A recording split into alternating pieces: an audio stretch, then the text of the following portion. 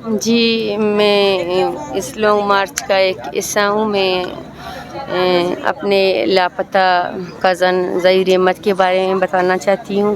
ظہیر احمد بلوچ کو 13 اپریل 2015 کو ہب چوکی سے بس میں سفر کے دوران اٹھایا گیا تھا۔ ظہیر احمد کو 9 سال ہو گئے ہیں جو لاپتہ ہے۔ اس لانگ مارچ میں ظہیر احمد کی بیٹی اور بیٹا بھی ہمارے ساتھ شامل تھے شال تک، لیکن بدقسمتی سے شال میں جب ہم واپسی پہ ہم نے بولا کل صبح اسلام آباد کی طرف روانہ ہوں گے تو ظہیر احمد کا بڑے بھائی کا ایکسیڈنٹ ہو گیا، تو جو اس کی بیٹی اور بیٹا ہے دونوں واپس ہو گئے، کیونکہ اس کے بڑے بھائی کا ایکسیڈنٹ ہو گیا تھا، وہ بری طریقے سے زخمی تھا، اس کو واپس شال لے کے آئے تھے۔ تو اس کے بعد وہ ادھر ہی رہ گئے، تو ان کے ساتھ میں آ گئی یہاں پہ۔ شال سے لے کر اسلام آباد تک ہمیں یعنی کہ ریاست کی طرف سے کافی رکاوٹیں اور کافی مصیبتیں سامنے آئی، لیکن ہم نے جو پرامن احتجاج کا ریکارڈ کروانے کے لیے اسلام آباد آئے تھے، ہم بالکل پرامن تھے۔ ہم نے بولا تم ہم کو جتنا بھی روکو گے، ٹوکو گے، مارو گے، ہم بالکل پیچھے نہیں ہٹیں گے، کیونکہ پرامن احتجاج تو آپ لوگوں کا جمہوری حق ہے، تو پھر کیوں آپ لوگوں کو روکا جا رہا تھا اور تشدد کیا؟ بس وہی شاید اس وجہ سے کہ ہم بلوچ ہیں، اسی وجہ سے، حالانکہ ہم نے اس طرح کی کوئی کام ہی نہیں کیا ہو جس میں وہ پرامن نظر نہ آئیں۔ ہر جگہ انہوں نے رکاوٹ ڈالنے کی کوشش کی، لیکن پھر بھی ہم پرامن رہے۔ جیسے ہی میں پہلی دفعہ اسلام آباد آ گئی ہوں، جیسے ہی ہم اسلام آباد پہنچ گئے ٹول پلازے کے اس طرف، جیسے ہی ہم انٹر ہو گئے تو اسلام آباد والوں کی میں بہت شکر گزار ہوں اور مشکور ہوں، انہوں نے بہت اچھے طریقے سے جو ہے ہماری استقبال کیا۔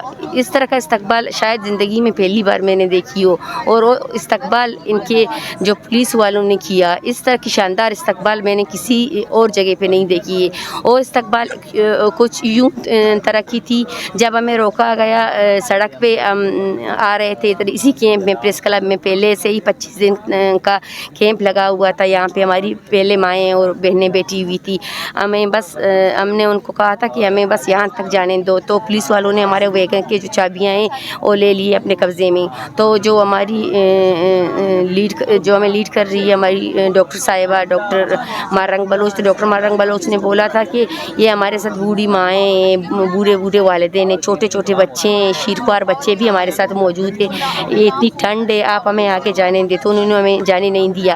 تو پھر ہم نے یہ سوچ لیا، یہ مشورہ کر لیا کہ ہم ادھر ہی آگ جلا کے اسی سڑک پہ بیٹھیں گے، کیونکہ ہم تو عادت تھے اپنے پیاروں کی بازیابی کے لیے ہم نے 52 ڈیز کوئٹہ ریڈ زون میں بھی دھرنا دیا تھا۔ تو شازیہ مری اور رانا ثناء اللہ نے ہمیں یہ کہہ کر وہاں سے اٹھایا تھا، جھوٹی تسلیاں دے کر وہاں سے اٹھایا تھا کہ آپ لوگ جیسے یہاں سے اٹھو گے، آپ 3 مہینے کے اندر آپ لوگوں کے جتنے لاپتہ بھائی ہیں وہ منظر عام پر آئیں گے، یا پھر ان کے بارے میں آپ کو ڈیٹیل دیا جائے گا۔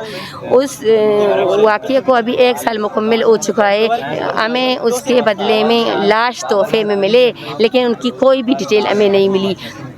پھر جب ہم وہاں سڑک پر بیٹھ گئے، پرامن طریقے سے بیٹھ گئے اور ہم نے آگ جلایا، جو ہماری بوڑھی عورتیں ہیں بہت تھک چکی تھی۔ آپ کو پتہ ہے کوئٹہ اور اسلام آباد کا راستہ کتنا لمبا ہے، کولو کی طرف سے یوں کر کے جب ہم آئے تھے، وہاں پہ ہمارے بلوچوں نے ہمارا بہت شاندار استقبال کیا، ان کا ہم تہہ دل سے شکریہ ادا کرتے ہیں۔ اور جب ہم یہاں پہ بیٹھ گئے تو تھوڑی دیر کے بعد یہاں کے جو ہمارے ماں بہنیں، ان کو پتہ چلا کہ جو ہمارے وہاں کے آئے ہوئے لوگ ہیں ان کو نہیں چھوڑ رہے ہیں، اور یہاں سے آدھے ہمیں ویلکم کرنے کے لیے بھی ہمارے ساتھ موجود تھے۔ انہوں نے یہاں پہ اتنا زیادہ تشدد کیا، ہمارے جو اسٹوڈنٹ تھے جو یونیورسٹی سے آئے ہوئے تھے، ظاہر ہے ان کے اپنے بلوچ بھائی ان میں شامل تھے، ان کے اپنے بلوچ کزنیں ان میں شامل تھے، وہ ان کے ویلکم کے لیے آئے تھے یہاں پہ۔ انہوں نے ان پہ اتنا تشدد کیا، ایسے لاٹھی چارج کی، میرے خیال سے آپ لوگوں نے ویڈیو میں بھی دیکھا ہوگا، ان پہ واٹر کین بھی لگایا گیا، ان پہ جو ہے آنسو گیس شیلنگ بھی کیا گیا، اور ان کو ایک ایک کر کے گرفتار کیا گیا۔ تقریباً 150 سے زائد ہمارے بھائی ابھی تک لاپتہ ہے، ان میں سے کسی کے نام لسٹ میں ہے، اور پتہ نہیں کتنے لوگ ہیں جو لاپتہ ہیں۔ ان میں ایک جو ہے ڈاکٹر ظہیر بلوچ ہے، جو میرا اپنا کزن ہے پنجگور کا رہائشی ہے, دوسرا جو ہے نور خان بلوچ ہے, وہ بھی نول یونیورسٹی کا طالب علم ہے.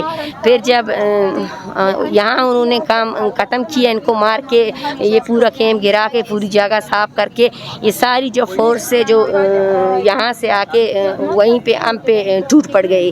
جیسے ہی آ گئے انہوں نے ایسے لاٹیاں برسانے شروع کر دی, میں تو خود حیران ہو گئی. ایک ایک کر کے بھائیوں کو ایسے لاتوں سے لاٹھیوں سے ایسے مار رہے تھے, کوئی کسی جانور کو اسی طرح نہیں مارتا.